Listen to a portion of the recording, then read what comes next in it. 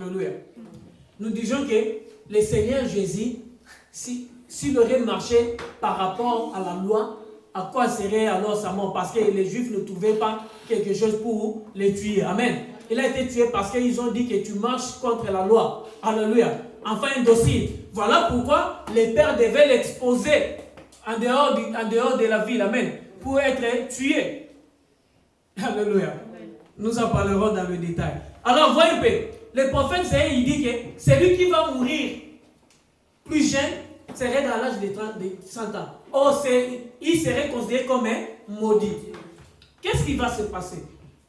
Nous allons prendre juste une briefing. Amen. Et puis, nous en parlerons quand Dieu nous donnera le temps, parce que ça concerne les milléniums. Alléluia. La Bible dit dans le millénium, après l'Armageddon, c'est l'entrée dans le millénium. Amen. Or, dans le millénium, la Bible nous dit qu'il n'y aura pas de mort. Alléluia. Amen. Donc, il faut faire attention. Parce que j'entends les gens prêcher, ah, dans le millénium, personne ne va mourir. Il n'y aura pas. Non. Il faut bien lire les Écritures. Alléluia. Il faut bien expliquer les Écritures.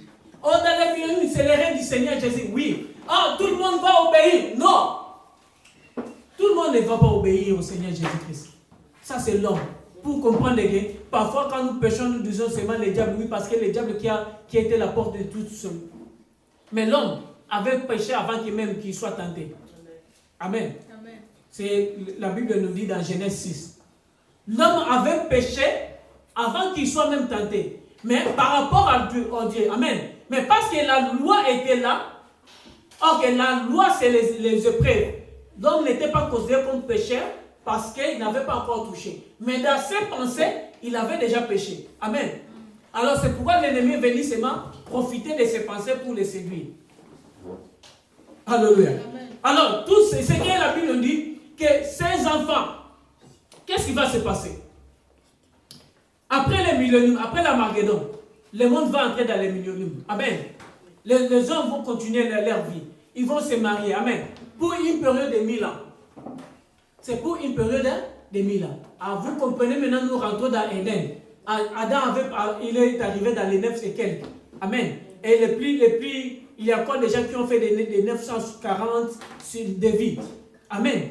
Ils ont fait des 940 de vie. Or, la Bible dit un jour est pour Dieu comme 1000 ans. Quand Dieu dit le jour tu toucheras, tu mourras. Amen. Les jours là, Adam spirituellement était mort, mais physiquement, Adam pour Dieu, parce qu'un jour était 1000 ans, Adam n'a pas atteint 1000 ans. Amen. Donc il était mort à ce jour-là même. Mais vous allez voir que les milléniums, les gens vont arriver jusqu'à 1000 ans. Parce que c'est le règne du Seigneur. Amen. Mais qu'est-ce qui va se passer? Les enfants qui vont naître après l'Armageddon. Amen. Parce qu'après l'Armageddon, les survivants vont entrer dans le règne des milléniums. Avec qui nous allons régner avec le Seigneur Jésus-Christ. Nous avons parlé sur le Seigneur du Seigneur, le roi des rois. Amen. Nous en avons déjà expliqué. Maintenant, ceux qui vont entrer dans le règne des milléniums, ce sont ces gens qui auront vécu.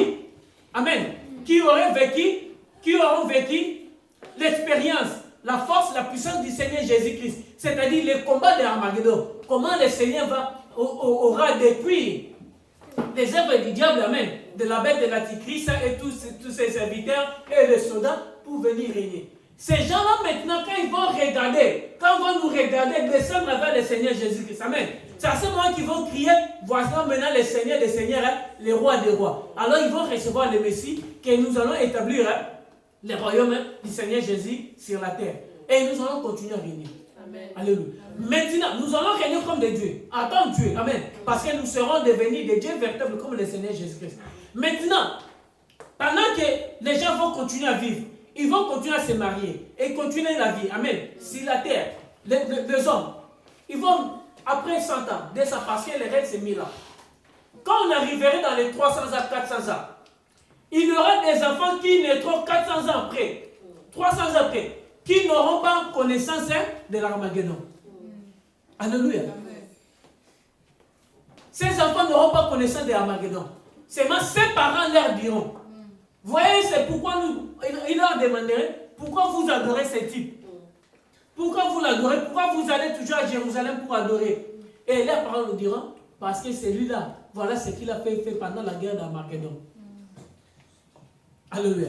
Ils les répéteront à leurs enfants de génération en génération. Ah, il faut rentrer maintenant dans l'ombre, dans la loi, pour voir ça. C'est ce que le Seigneur a dit aux enfants d'Israël. Vous répéterez cela de génération en génération. Vous direz à vos enfants de génération en génération comment je vous ai fait sortir par ma main puissante de l'Égypte. Vous traversez le désert pendant 40 ans et vous donnez le pays de Canaan. Et chassez tous ses habitants devant vous pour vous faire hériter ce pays de Canaan. Vous parlerez à vous afin qu'ils ne oublient jamais les œuvres de l'Éternel. Qu'est-ce que la Bible nous dit?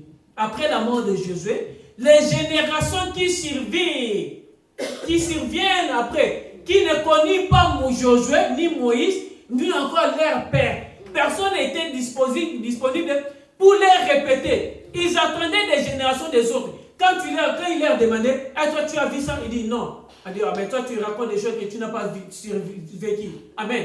Toi aussi tu as été réussi. Ils ont commencé à douter.